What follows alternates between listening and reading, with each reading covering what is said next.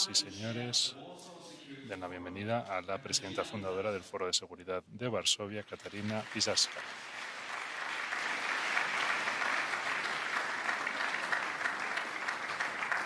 Muchas gracias, señoras y señores. Es un placer estar de vuelta en Múnich para un debate muy oportuno.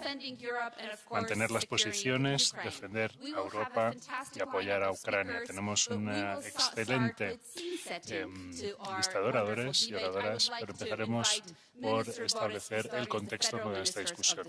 Tiene la palabra el señor Boris Pistorius, ministro federal de Defensa de Alemania.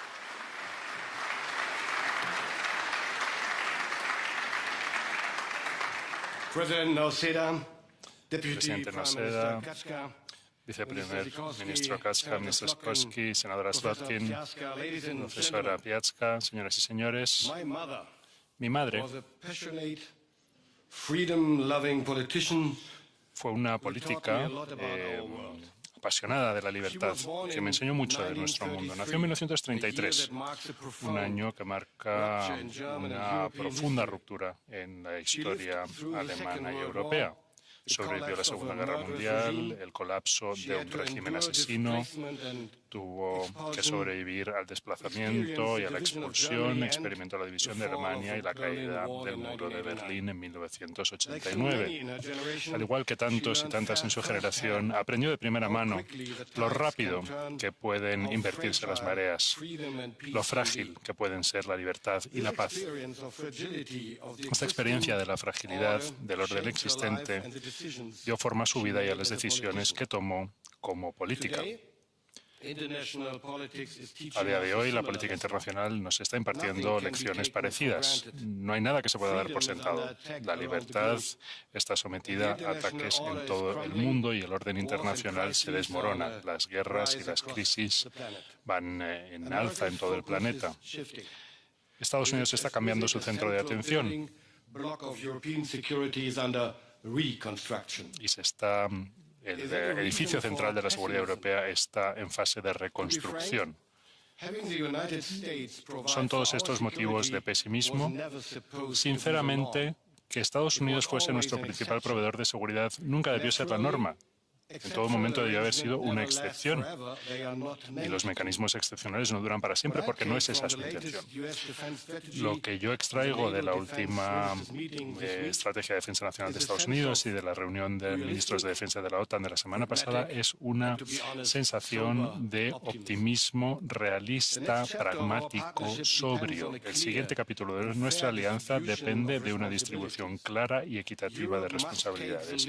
Europa debe asumir el liderazgo a la hora de ofrecer fuerzas convencionales robustas y debe asumir mayor responsabilidad en nuestro propio vecindario, mientras que Estados Unidos seguirá contribuyendo un respaldo estratégico y nuclear durante el futuro previsible. Estados Unidos ha dejado claro este nuevo reparto de la carga y Europa está respondiendo. La OTAN se está volviendo más europea para seguir siendo transatlántica. La alianza tiene que tener sentido para todos sus miembros. Estados Unidos, ni siquiera Estados Unidos puede actuar por sí sola en este mundo de grandes potencias emergentes. Necesita aliados y contar con más de 30 de ellos, todos unidos en una poderosa alianza, es un hecho realmente único y hace que Estados Unidos sea más fuerte que ninguna de las otras potencias y, más importante si cabe, más fuerte que sus adversarios. Pero nuestra alianza también tiene que tener sentido para Europa. Depende de la previsibilidad de las acciones y de la fiabilidad del compromiso estadounidense. Cuestionar la integridad territorial y la soberanía de un Estado miembro de la OTAN, excluir a los aliados europeos de las negociaciones tan fundamentales para la seguridad de nuestro continente, todo ello daña nuestra alianza y fortalece a nuestros adversarios, señoras y señores.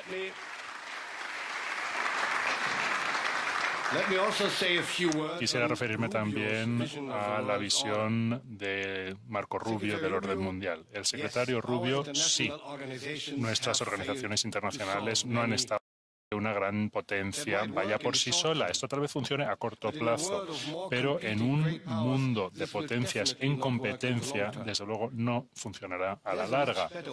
Hay otra vía mejor: reformar y revitalizar las organizaciones internacionales, tal y como propuso Marco Rubio esta mañana, para que puedan ofrecernos lo fundamental: paz y seguridad. Y eso solamente lo podemos hacer juntos. Señoras y señores, una alianza sólida y capaz es especialmente importante a la vista de las numerosas amenazas e incertidumbres interconexas a las que nos enfrentamos. En el vecindario sur de Europa nos enfrentamos a una mezcla compleja de estados frágiles y terrorismo, tal y como indica el resurgimiento reciente de ISIS en Irak. Sería fácil, pero peligroso, pasar por alto estas amenazas a fuego lento, teniendo en cuenta la gravedad con la que pueden azotar a la seguridad tanto estadounidense como europea. En el este nos enfrentamos a una potencia militar muy armada y agresiva que cuenta con el arsenal nuclear más grande del mundo. A Rusia le mueve el poder bruto, el revisionismo y el egoísmo. Y esto es más evidente en la guerra brutal de agresión contra Ucrania. Pero Moscú no actúa por sí sola. Está avanzando con esta agenda revisionista, colaborando con China, Irán y Corea del Norte. Está tratando de utilizar los foros internacionales, tales como el BRICS, para convertirlos en bloques antioccidentales. En el norte, Rusia y China están preparándose para proyectar su potencia militar y económica hacia el Ártico. Y en caso de una escalada en Europa, Rusia seguramente utilizaría su flota norte para abrir un segundo frente, cortando las líneas de suministro transatlánticas y amenazando a ambas riberas del Atlántico con submarinos nucleares. Señoras y señores, en un mundo de fragilidad no nos podemos permitir la complacencia. Por eso, Alemania ha aumentado drásticamente su gasto en defensa y para hacerlo hemos dado un paso significativo, una enmienda constitucional, lo cual deja bien claro la seriedad con la que nos tomamos nuestro compromiso de seguridad y defensa en y por Europa. Alcanzaremos nuestra nueva meta de gasto del 3,5% en 2029. Hemos reformado nuestra ley del servicio militar, que llevará a unas fuerzas activas mucho más fuertes y reservas más resilientes. Estamos cumpliendo las metas de la OTAN en materia de inversión, adquisiciones y preparación. Hemos redoblado nuestras inversiones en el sector de la defensa, hemos ampliado nuestras capacidades de producción y hemos simplificado nuestros procesos de contratación. Alemania, a día de hoy, se orienta por los principios de determinación y fuerza, pero hay una cosa que nunca cambiará. Nunca actuaremos por nosotros solos. Siempre lo haremos en estrecha coordinación con nuestros aliados como asociado fiable. La división es debilidad, sobre todo cuando hacemos frente a potencias revisionistas. No podemos permitir que las fuerzas internas o externas dividan nuestra alianza. Es la unidad la que nos da la fuerza.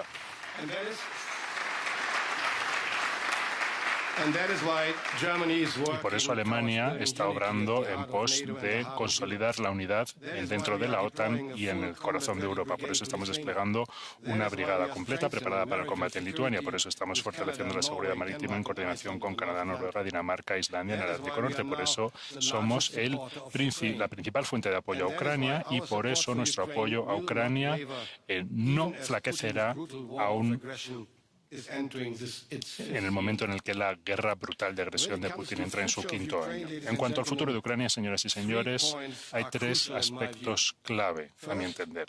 Primero, seguiremos buscando la senda de una paz fiable, porque el futuro de Ucrania es fundamental, no solamente de cara a la seguridad europea, sino de cara a la seguridad global.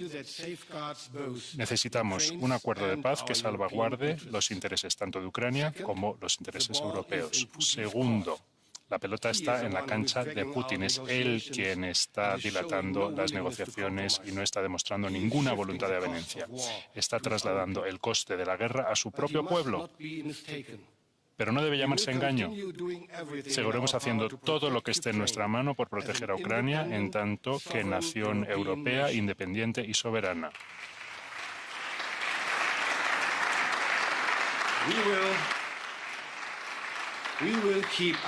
Mantendremos la presión política, económica y militar. Y tercero, habrá paz. Y cuando, no si, cuando llegue ese día, habrá que garantizar que sea una paz duradera.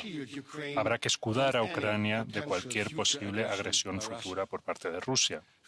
Y para lograr esta ingente tarea, Ucrania necesita garantías de seguridad sustantivas y fiables. Y de hecho, fue Marco Rubio quien hizo esta importante observación en 2014 ante el Senado de Estados Unidos. Recordó a todo el mundo que el Memorando de Budapest de 1994 no sirvió en última instancia el propósito de garantizar la seguridad de Ucrania.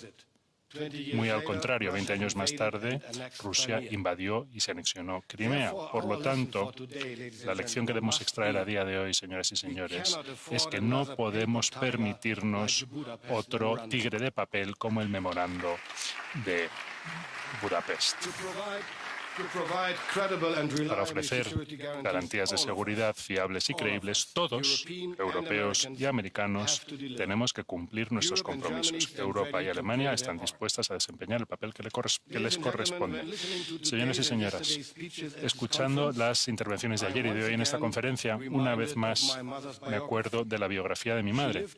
Mi madre sobrevivió a la destrucción radical de la democracia alemana y del orden internacional, porque no hubo suficientes personas en Alemania y en otros lugares que le dieron la cara a aquellos que querían destruir y sustituirla con una ideología de barbarismo, de guerra y supresión.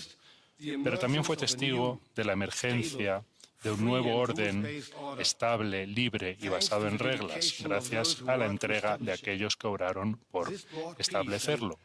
Un orden que aportó paz y libertad a grandes partes de Europa. Hubo momentos en los que los europeos lo dimos todo por sentado. Tiempos en los que no hicimos lo suficiente por apoyar este orden tan precioso. Y nos regodeamos en nuestra libertad cuando nos quejábamos y criticábamos a los demás. Y Radoslav, todos recordamos sus famosas palabras sobre la natividad alemana. La realidad es muy distinta. Los ejércitos combinados, los ejércitos europeos, superan cualquier otro ejército del mundo. Estamos gastando más en defensa que nunca. Nuestro sector de la defensa está produciendo equipos de primera línea. Estamos tomando nuestro futuro en nuestras propias manos en los ámbitos del desarrollo conjunto de capacidades y financiación de las adquisiciones. Pero seamos sinceros, aún hay mucho margen de mejora. Quiero que las políticas de seguridad y defensa alemanas y europeas sean más eficaces y que tengan un perfil más duro. Quiero que Europa sea más que una potencia económica. Tiene que desarrollar más potencia militar. Tiene que asumir más responsabilidad por su propia seguridad. Yo creo que nuestras acciones estén mejor coordinadas a nivel internacional y creo que sean más visibles. Quiero que la seguridad sea una preocupación no solamente del gobierno en su conjunto, sino de la sociedad en su conjunto. Y este enfoque será clave para desarrollar una auténtica resiliencia en Europa. Quiero que podamos defender nuestros propios intereses, mantenernos firmes, aun en tiempos difíciles. Los debates en torno a Groenlandia han demostrado que somos capaces de hacerlo, señoras y señores.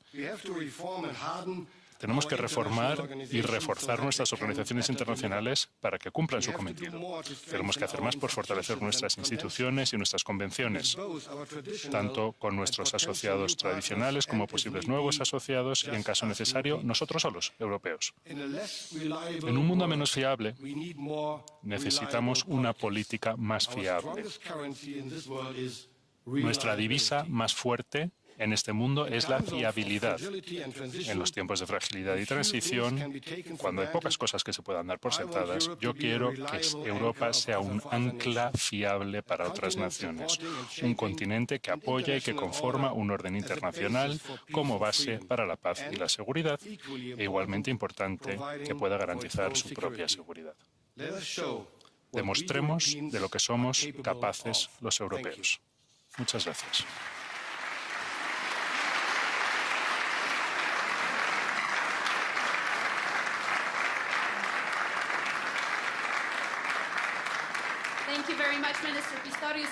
Muchas gracias, ministro Pistorius. Quisiera a continuación pedir a nuestros distinguidos panelistas, el presidente de la República de Lituania, Gitanas Nausėda. Presidente, acompáñenos.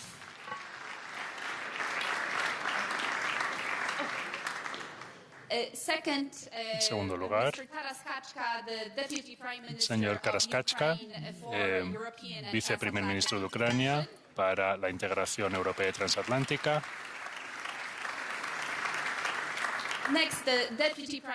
Viceprimer ministro de Polonia y ministro de Asuntos Exteriores, Radoslav Sikorski.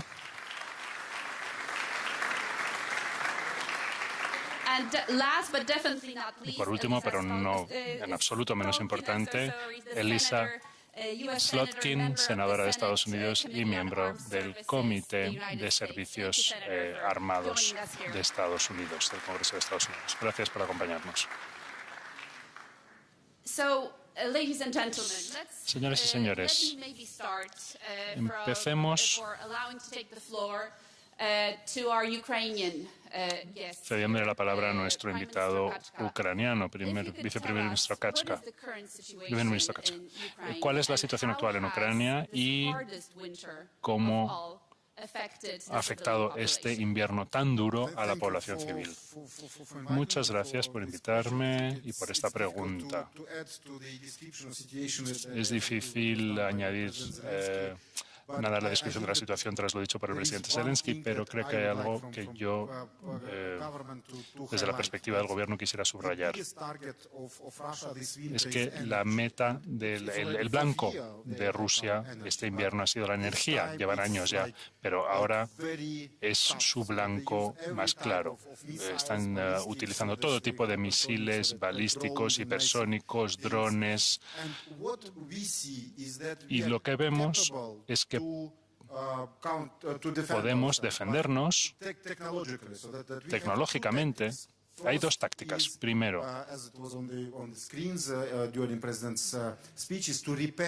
como se mostró en pantalla en la intervención del presidente, reparar nuestros equipos eléctricos. Para eso necesitamos reservas.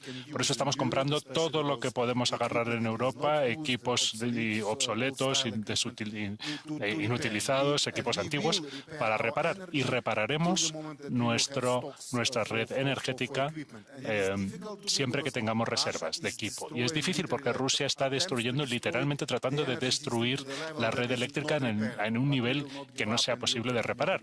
Pero no nos vamos a rendir. Segundo, podemos interceptar, y gracias al apoyo de todos ustedes, equipos estadounidenses, europeos, podemos interceptar casi todo lo que nos lanzan. Pero hay un problema de escala. Necesitamos misiles Patriot, TRST, otros equipos, y con suficientes reservas podremos interceptar los ataques. Y es algo que no estamos haciendo del todo bien. Por eso nuestro llamado es, sí, ayúdennos más, porque la cantidad importa este invierno. Eso es nuestro llamado. Pero lo que está sucediendo, ¿qué está sucediendo en Ucrania? La broma, el chiste es que del agua, la energía o la calefacción, agua, electricidad o calefacción, elija 2 de 3. Ahora ya ni siquiera 2 de 3. Esa es la realidad en un invierno muy duro. ¿Y por qué esto es tan importante para Rusia? Rusia quiere utilizar el invierno como arma. Y tienen buenos recuerdos, porque ellos se defendieron de Napoleón utilizando el invierno como arma. Ahora son ellos los agresores y están tratando de usar el invierno como arma de guerra. Pero no nos vamos a rendir, y si sobrevivimos el invierno, esto también pasará, se les agotarán los misiles balísticos. Pero la perspectiva en Kiev es que no hay opción. Si uno se quiere tomar un té caliente, se tiene que levantar a las 3 de la mañana para hacerse un té, o si se quiere duchar porque hay agua o hay electricidad a las 3 de la mañana, uno se hace un té, lo pone en un termo y espera que aguante. Pero hay distritos enteros en los que no hay nada, que están a 5 kilómetros de mi apartamento. Hay un distrito donde no hay acceso a la energía, a la electricidad, porque se ha destruido la infraestructura hasta el nivel que no se puede reparar. Y valoramos toda la ayuda que hemos recibido con generadores, unidades de resiliencia, ayuda humanitaria que estamos recibiendo de los ciudadanos de Europa, el gobierno de Europa, los gobiernos de Europa. Y para concluir, este es el retrato de una catástrofe humanitaria, pero la moral de la sociedad está muy alta. Nadie está diciendo que nos vayamos a rendir. Ningún sondeo, la opinión privada, nadie está diciendo basta, no queremos seguir luchando contra los rusos. Ha llegado el momento. No, la situación es totalmente distinta. Por eso nuestra posición sigue siendo la misma. Estamos dispuestos a seguir peleando, a protegernos, a defendernos. Ayúdennos con garantías de seguridad y luchemos por una paz justa y estable, que es lo que propuso nuestro presidente. Muchas gracias. Esto nos informa de la situación actual. Al presidente, cuando escucho al primer ministro Kachka, me siento enfadada, porque por una vez vemos un pueblo resiliente luchando por su país, pero ningún país tendría que vivir 4 años de esto. Y vemos que el cuarto invierno está siendo el peor invierno hasta la fecha. Y no cambia nada. Parece que la situación para Ucrania no hace más que agravarse. ¿Hemos fracasado? El viceprimer ministro ha descrito la situación muy bien y no solamente me puedo imaginar cuál es la situación en los apartamentos de las personas de a pie con una temperatura de 2 o 3 grados, como mucho. Desde un país europeo es difícil de imaginar. Para nosotros nos quedó muy claro desde el primer momento. Son temas muy emocionales, pero las emociones por sí no bastan. Si las emociones alimentan una decisión, son emociones constructivas. Por eso Lituania fue el primer país en entregar las primeras armas a Ucrania, incluso 2 semanas antes de que estallara la guerra. Yo visité Kiev el último día antes de que empezara la guerra, junto con el anterior presidente de Polonia, el señor Duda. Desde entonces he visto una inmensa transformación en la reflexión de los países europeos sobre Ucrania, partiendo de las discusiones de si habría que entregar chalecos salvavidas o cascos. Y ahora aquí estamos. Estamos en una situación en la que estamos hablando de entregar capacidades de ataque profundo, misiles, sistemas de defensa aérea, municiones. Sí, aún les faltan estos equipos y estamos haciendo lo posible por apoyarles de manera consecuente. Pero ¿cuál es mi reflexión? Rusia está demostrando día tras día que Rusia no está preparada para la paz y no creo que estén preparados para entrar en negociaciones de paz. Tal vez en 2027-28, pero no en 2026, porque todas sus acciones demuestran que no hacen más que imitar, hacer un simulacro de proceso de negociación y al mismo tiempo tratando de quebrar la moral del pueblo ucraniano. Y no lo están logrando. Y es buena señal, pero a costa de un inmenso sufrimiento del pueblo y de la nación, de la muy valiente nación ucraniana. Es una nación excepcionalmente capaz de sostener esta presión de un gran país, de una agresión durante 4 años seguidos. Pero sin nuestro apoyo no podrán seguir adelante. Lo que se necesita ahora mismo es nuestro apoyo continuo, nuestra disposición y nuestra unidad. Y lo estamos tratando de hacer en la Unión Europea en 4 meses, en el Consejo estoy muy contento de haber podido tomar la decisión de 90.000 millones de euros. No siempre lo conseguimos, hay retrasos, hay diferencias de opinión, pero estamos dispuestos a apoyar estas decisiones y a acompañar a Ucrania hasta el final de la guerra. Gracias. Primer ministro Sikorski, creo que aquí estamos todos de acuerdo en que no nos creemos las intenciones rusas de poner fin a este conflicto. ¿Dónde estaremos cuando nos volvamos a encontrar aquí de aquí a un año? ¿Dónde quisiéramos estar y dónde estaremos? ¿Y qué podemos hacer a día de hoy para asegurar que Ucrania no se tenga que enfrentar a un quinto año de guerra, a un quinto invierno que tal vez sea más devastador todavía que este?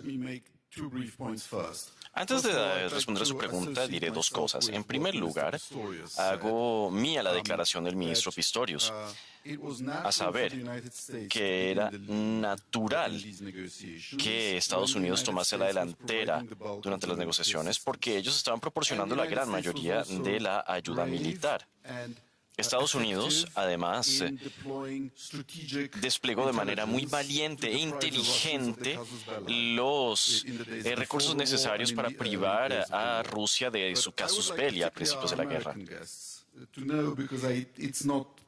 Pero a mis amigos americanos les digo que ahora nosotros estamos pagando esta guerra.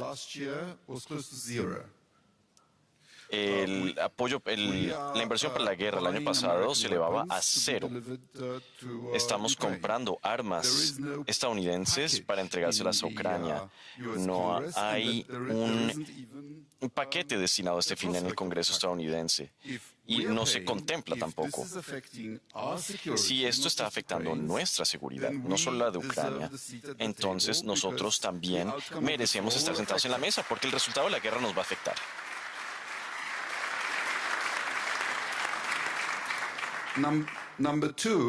En segundo lugar,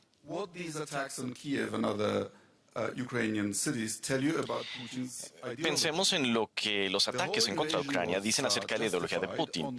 La invasión se justificó, en teoría, por la idea soviética de que los ucranianos simplemente son rusos con ilusiones.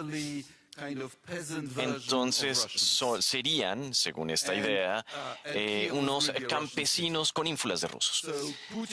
Entonces, Putin ahora está bombardeando a sus hermanos y está bombardeando a otros rusos. Y esto demuestra que esta es una guerra colonialista. Él solo quiere conquistar a Ucrania. Este es el tercer intento. En el siglo XIX se prohibió publicar libros en ucraniano. En el siglo XX crearon una hambruna artificial que mató a 5 millones de personas y que destruyó a la clase media en Ucrania en los años 30. Ahora, Putin dice que quiere la paz. Y desde cierto punto de vista todos los dictadores quieren la paz. Basta con rendirse y ceder para obtener la paz. La pregunta es, ¿bajo qué condiciones sucede todo esto?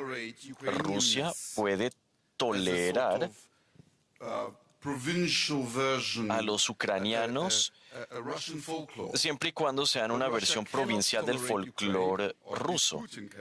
Pero Rusia, o al menos Putin, no puede tolerar que Ucrania sea una nación con su propia identidad, con sus propios intereses, y eso incluye los intereses en materia de seguridad. Y su deseo de integrarse en otros colectivos. La pregunta para esta guerra es quién va a ceder primero. Los ucranianos han demostrado que no están dispuestos a ceder. Rusia no está avanzando a pasos agigantados. Y la historia nos ha enseñado que bombardear a las poblaciones civiles no funciona. La Luftwaffe no lo logró. la Fuerza Aérea Real no pudo derrotar a Alemania de esta manera tampoco. Y entonces la pregunta es, ¿cuándo se van a acabar los recursos de Putin? Y ya se están empezando a ver las grietas en la economía rusa. Le hemos dado a Ucrania 90.000 millones de euros. Esto debería ser suficiente para mantenerlos durante 2 años. Con otros 10.000 o 20.000 millones, podrían establecer una industria de defensa propiamente dicha y eso los pondría en terreno de igualdad. Muchas gracias. Volveremos al estado de la economía rusa en un momento, pero primero quiero oír del ministro Pistorius.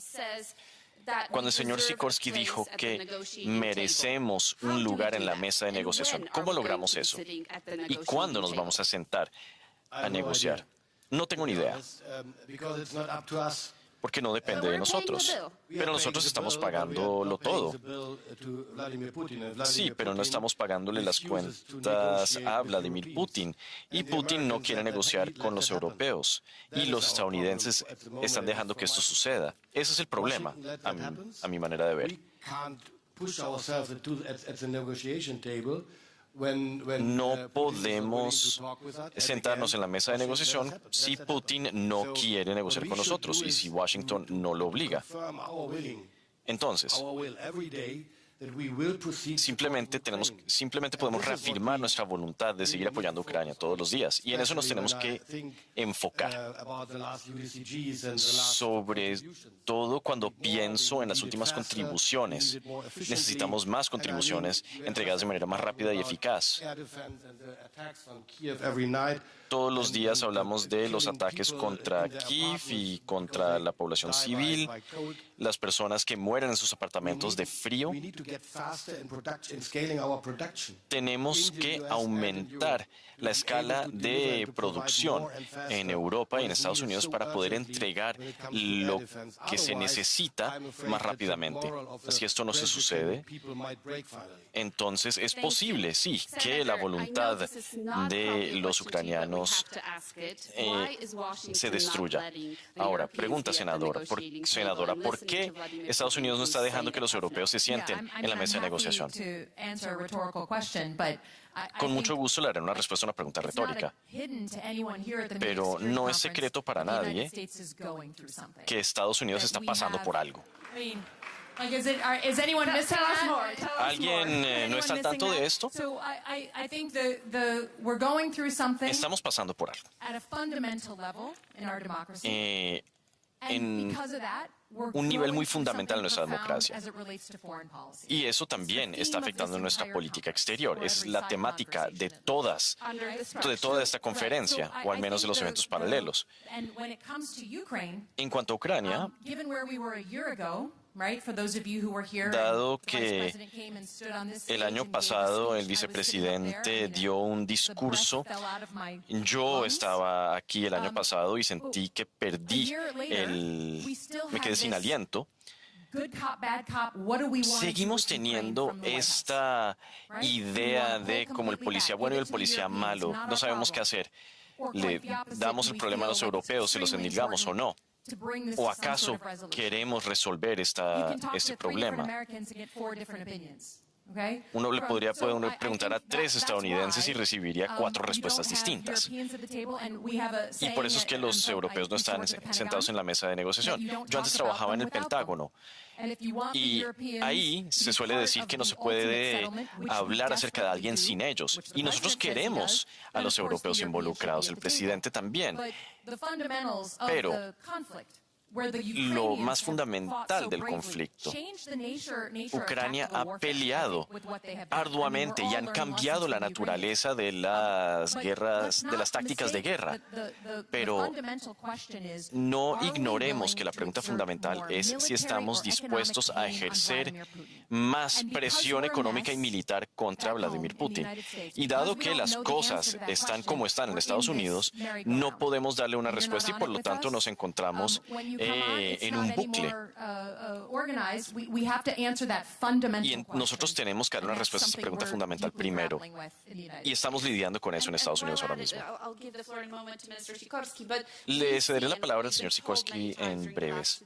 Pero en los últimos 2 días hemos visto que el pueblo estadounidense sigue apoyando a Ucrania, que cada vez hay mayor apoyo por los ucranianos. La mayoría de los estadounidenses no saben que no hay fondos provenientes de Estados Unidos para Ucrania. Pero usted, como senadora de Estados Unidos, ¿qué está haciendo para convencer a la mayoría de los estadounidenses para que se aprueben estos envíos de ayuda? Yo vengo del estado de Michigan, donde tenemos muchas personas provenientes de Ucrania, así que esto es algo que siempre se tiene en mente. Si bien los estadounidenses no siguen de cerca lo que está sucediendo en Ucrania porque están preocupados acerca de otras cosas como sus hijos, sus hogares, etcétera, la posibilidad de poder seguir teniendo una vida de clase media, pues sí entienden qué es el poder y entienden qué es un bravucón. Y todos queremos que el conflicto termine. Y para poder hacer eso es necesario ejercer más presión muy rápidamente para llegar a una conclusión. Pero si se dilatan las cosas, pues el estrés, el sufrimiento y la violencia también se dilata. Es posible que no comprendan lo que está pasando de manera cotidiana, pero si hay líderes que están dispuestos a decir que para ponerle fin a esta guerra tenemos que ejercer más presión contra este bravucón, pues eso es algo que sí pueden entender. ¿Usted ve a esos líderes ahora mismo? ¿Los veo? Una vez más, le daré una respuesta a cualquier pregunta retórica que usted tenga, pero a mí casi me impugna mi gobierno en la semana pasada. Estamos pasando por algo muy serio y yo sí creo que lo vamos a superar, pero tendremos que tocar fondo antes de poder mejorar las cosas nuevamente. Así que ahora mismo no puedo ver una manera de darle una respuesta a sus preguntas. Pero todos estamos aquí porque sentimos fuertemente que nuestros intereses se alinean con los de Europa. Y permitir que Vladimir Putin acabe con Ucrania es horrible para Europa, pero también es horrible para nosotros.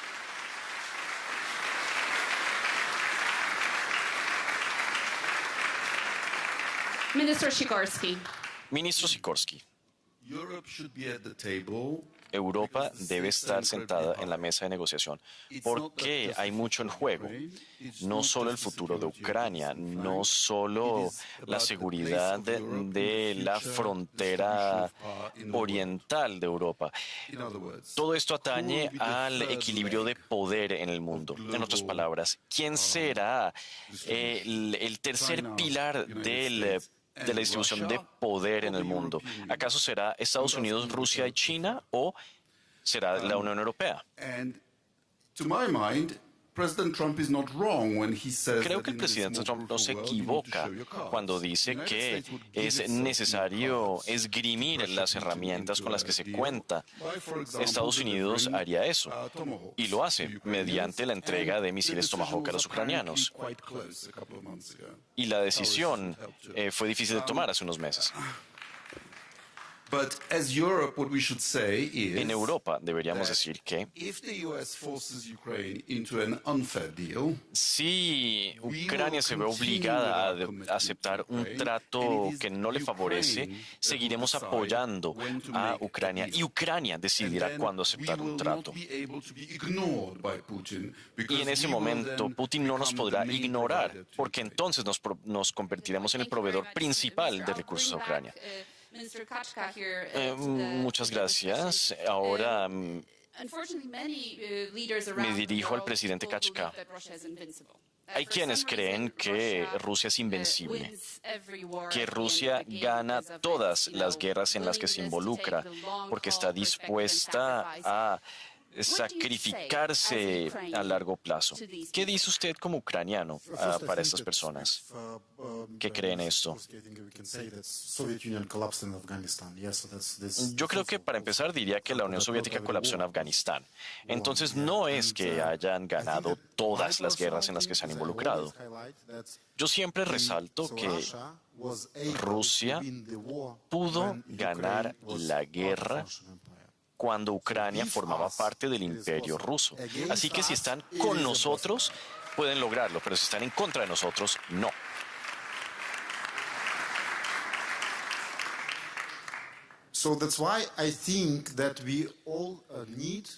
Así creo que todos debemos entender que sí estamos en la mesa de negociación. ¿Por qué? Everyone believes that we have really systemic negotiations with Russia. Even Secretary Rubio today Incluso el secretario Rubio dijo que hay dudas en cuanto a la posición de Rusia. Nos encontramos en un momento en el que estamos pensando en cómo obligar a Rusia a participar en las negociaciones. Esto es imposible sin presión proveniente de Estados Unidos y de Europa. Pero también es imposible hacerlo sin mostrar que tenemos garantías de seguridad. Y estas garantías de seguridad deben ser diseñadas e implementadas como un paso previo a las negociaciones, para demostrarle a Rusia que no pueden ganar en contra de nosotros, pero perderán si todos estamos juntos. Y hay compromisos políticos y pragmáticos en cuanto a la capacitación, cooperación y provisión de armas. ¿Qué está pasando ahora? Se está creando este ambiente propicio para las negociaciones y todos estaremos en la mesa en este caso. Por ejemplo, las negociaciones en Ginebra. Tenemos que crear un ambiente propicio para que Rusia no solo acuda a las negociaciones, sino para que también negocie. Para hacerle seguimiento a eso, Mazepa estaba con Carlos XII durante la Guerra del Norte y los rusos ganaron. Pero desde ese entonces las cosas han cambiado. Rusia perdió la guerra en Crimea, la guerra ruso-japonesa, no ganaron la Primera Guerra Mundial, no ganaron la batalla de Varsovia cuando intentaron conquistarla, los rusos perdieron en Afganistán y los rusos también perdieron la Guerra Fría. Así que no es cierto que los rusos siempre ganan, pero hay buenas noticias. Cada vez que pierden, y es más, solo cuando pierden, se producen reformas. Muchísimas gracias. Señor presidente, y también esta pregunta va dirigida a los dos ministros. Por supuesto que Rusia solo entiende el lenguaje del poder, pero ha puesto a los países de la Unión Europea y de la OTAN a prueba, sobre todo en los últimos 2 años. No solo ha habido ataques con arsénico, no solo ha habido instancias de sabotaje, de ataques con drones en el espacio aéreo europeo. ¿Acaso estamos enviándole a Rusia la señal de que estamos preparados para contraatacar? Porque nuestra sociedad dice que no estamos haciendo lo suficiente. Yo le daré una respuesta a esa pregunta, pero primero diré que Rusia perdió una guerra más en 1990.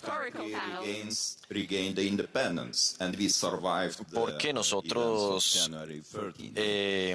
hemos ganado la independencia y hemos sobrevivido a los acontecimientos del 13 de enero. Rusia no es tan fuerte como dice que lo es. Y ahora tenemos que mirar la economía rusa.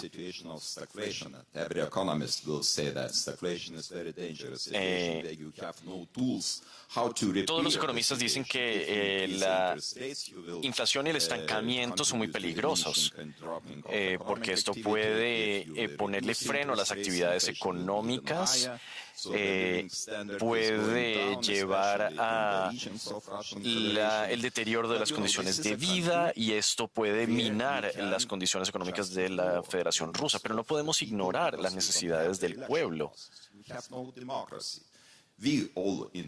porque todos en los países democráticos Todos perderíamos las elecciones si existiesen las condiciones democráticas. Sí. Entonces, ¿dónde se puede ver el dolor? Creo que el dolor no es algo muy lejano, pero por supuesto Rusia se está acercando a ese punto. Ahora, ¿me podría recordar su pregunta? La guerra híbrida. Sí, somos especialistas en esto porque Lituania comparte una frontera con Belarus, que es un títere de la Federación Rusa, y también tenemos que lidiar con eso constantemente. Así que siempre estamos expuestos a todo tipo de ataques híbridos.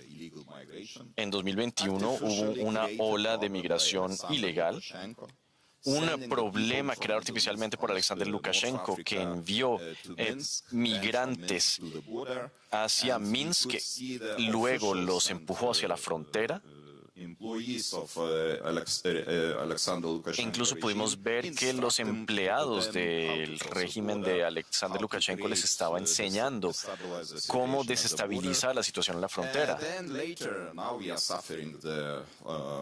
Y ahora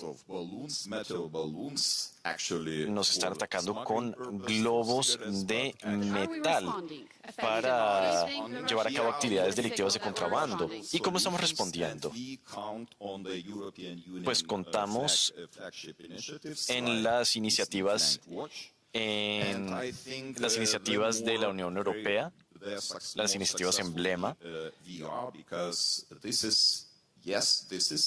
Y sí, esta es una amenaza contra nuestra sociedad, una amenaza existencial.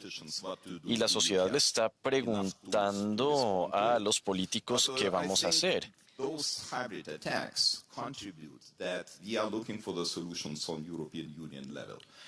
Y estaremos buscando soluciones a nivel de la Unión Europea.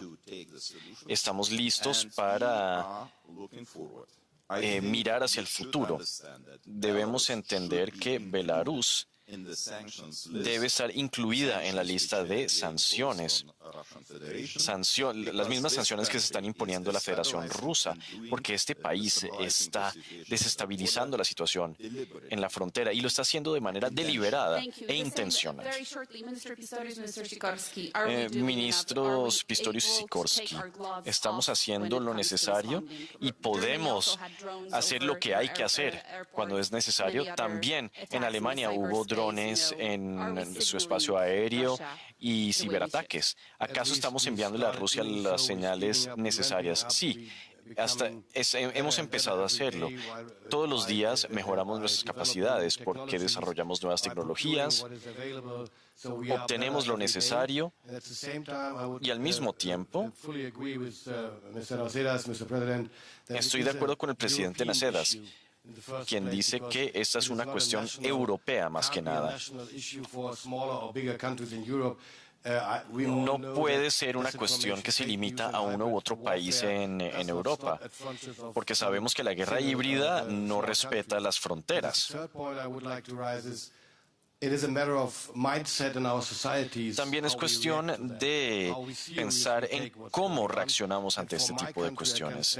Y en cuanto a mi país, puedo decir que en los últimos años he visto algo increíble.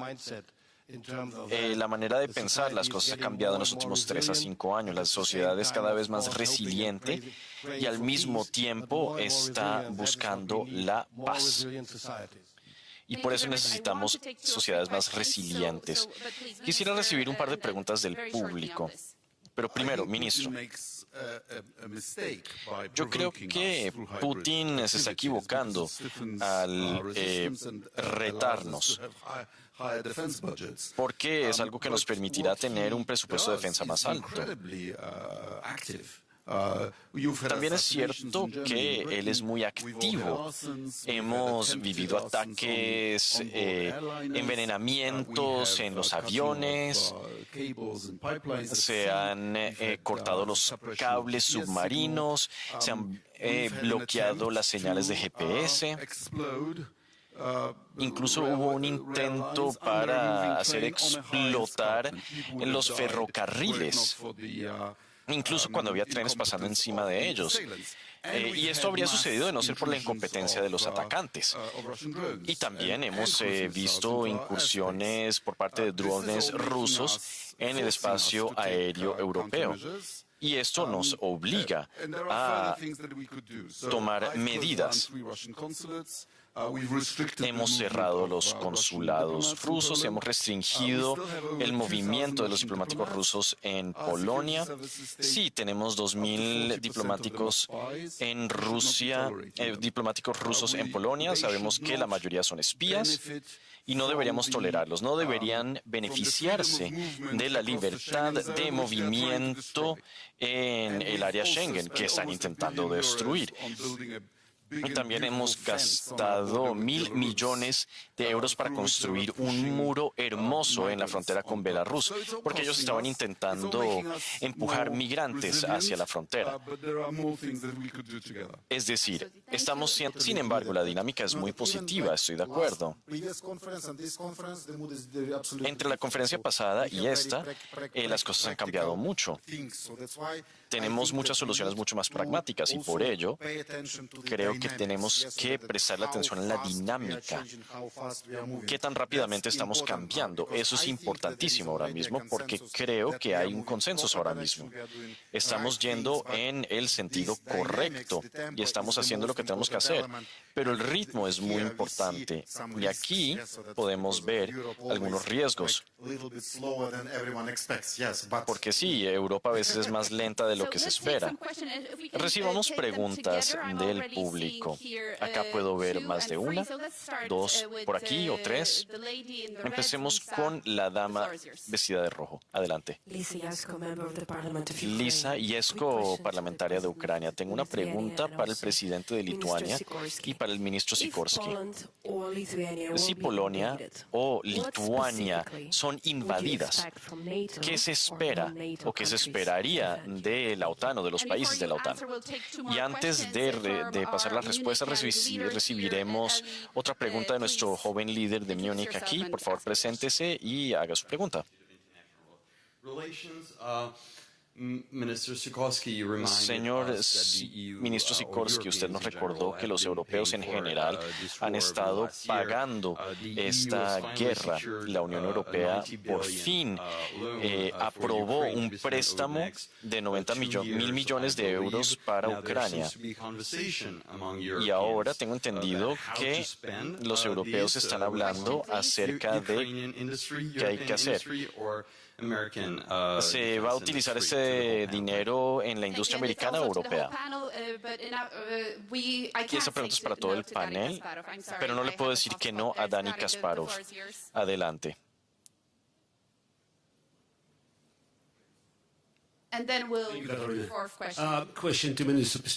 Una pregunta para el ministro Pistorius. Alemania está a punto de gastar cientos de millones de euros en defensa. ¿Se van a preparar para una antigua guerra o para una nueva guerra? ¿Van a utilizar dinero para algo que ya existe? ¿Están dispuestos a ir en contra de los intereses que quieren gastar dinero? ¿O acaso quieren invertir para hacer una guerra más eficaz contra Rusia? Muchas gracias. Y por último,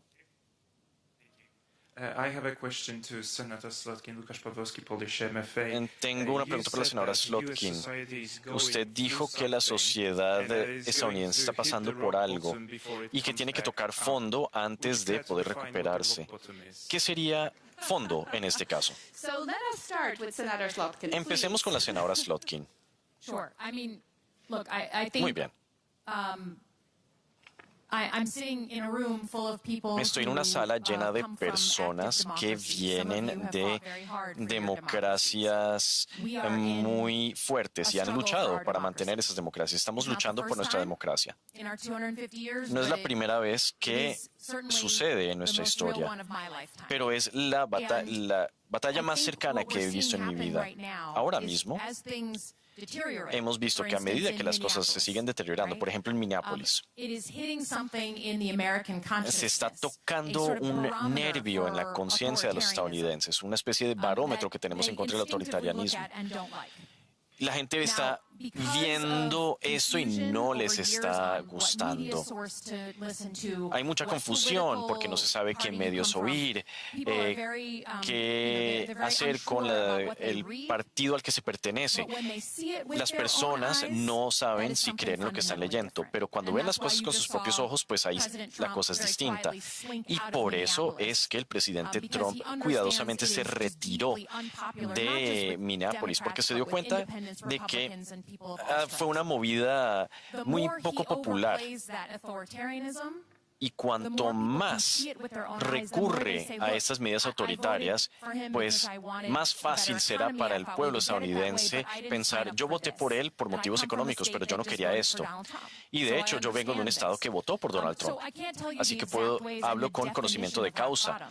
Así que no puedo definirle qué es ese fondo que hay que tocar, pero sí puedo decirle que como senadora estadounidense estoy muy preocupada en cuanto a las elecciones de 2026 en noviembre. Él nos está diciendo lo que quiere hacer, está esbozando ese plan.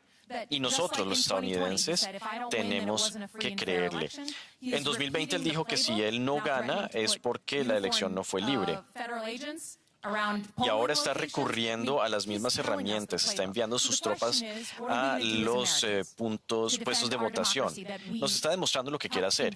Y entonces nos corresponde a nosotros defender esa democracia que hemos creado.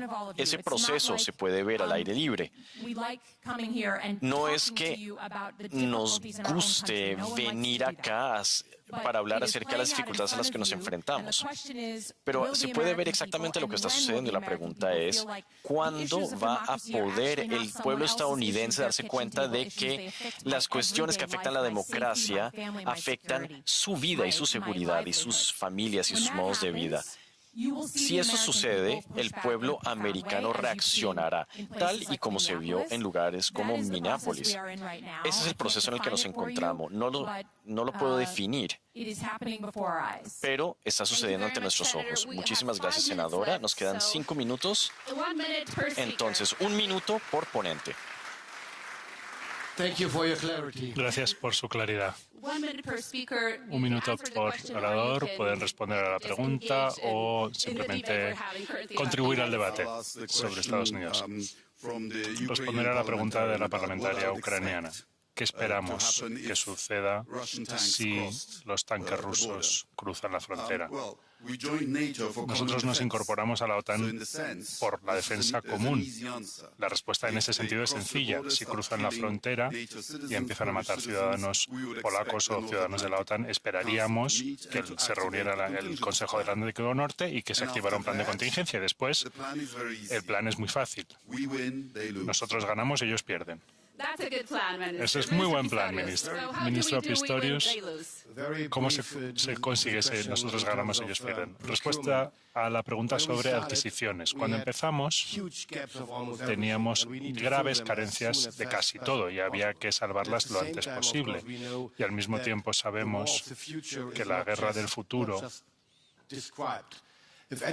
como usted lo ha descrito, nadie sabe, nadie la puede describir. Si alguien nos hubiese dicho hace 5 años que los drones desempeñarían un papel tan crucial en esta guerra, nadie lo hubiese creído, no lo hubiésemos imaginado. Por lo tanto, haremos todo lo que sea necesario por adelantarnos a lo que pueda suceder. Y esto supone más inversión en innovación, en nuevas tecnologías, más cooperación con las empresas innovadoras y las startups, y más colaboración entre las startups y el ejército, más claridad de cara al futuro para ver qué es lo que se puede necesitar y aprender de Ucrania. Empresas conjuntas con Ucrania que son fundamentales para nosotras, una importancia crítica. Todos los días aprendemos algo de la experiencia de los amigos ucranianos en el campo de batalla y esto es de lo que se trata. Gracias. Muchas gracias. Pasaré al ministro y la última palabra para Ucrania. Presidente, ¿está de acuerdo con que nosotros ganamos, ellos pierden? ¿Esa es la estrategia? No piensen que hay valientes solamente en Ucrania, hay valientes también en Lituania. Llevamos 50 años peleando por nuestra libertad y por fin la recobramos. En el caso de una invasión, le haremos la vida al agresor lo más dolorosa posible. Y, por supuesto, contaremos con el apoyo del artículo 5 en primera instancia, de la OTAN, y estamos haciendo mucho para construir este muro de la disuasión con nuestros amigos, con Alemania, la brigada a la que hizo referencia el señor Pistorius. Hay 2 batallones estadounidenses en rotación y estamos dispuestos a establecer una división nacional lituana hasta 2030. Estaremos preparados, ganaremos y ellos perderán. En primer lugar, tenemos que tener en cuenta que todo lo que nosotros hemos hecho de manera efectiva lo hemos hecho juntos y con su apoyo. Somos todos muy valientes. Somos más fuertes de lo que se piensa. Y no hay que pensar lo que sucederá lo que suceda. Hay que empezar a trabajar ya con sanciones, con disuasión. Y en cuanto al dinero, hay que entender que el coste real de un año de guerra para nosotros y para todos nosotros es más de 100.000 millones de dólares. 90.000 millones no es todo el dinero, tristemente, que tendremos que gastarnos en defensa. Y esta es una de las principales preguntas sobre las garantías de seguridad. ¿Cómo financiar esta defensa? Pero esto será una reflexión para los meses venideros. Muchas gracias, señoras y señores.